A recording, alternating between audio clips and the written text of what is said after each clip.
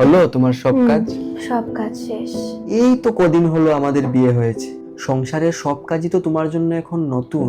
আমিও আমার কাজের জন্য তোমাকে হেল্প করে উঠতে পারছি না। তুমি অনেক হেল্পই করো, ওরম কোনো ব্যাপার না, তোমার এগেনস্টে কোনো রাগ নেই।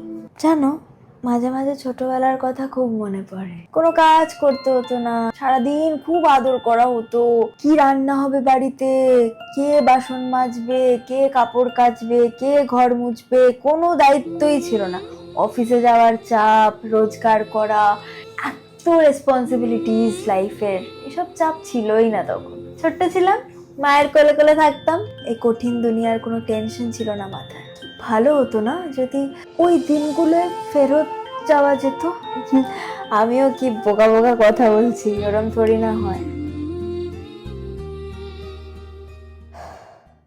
মুইনা, আমার সোনা মা, আমার রূপু মা, তুমি কোথায় যাবে? তুমি বেরিয়ে যাবে? আমি নিয়ে যাব তোমায় বেরিয়ে। মুইনা মুইনা মুইনা মুইনা, তুমি কি খাবে? দুধু খাবে। উই বাবা রে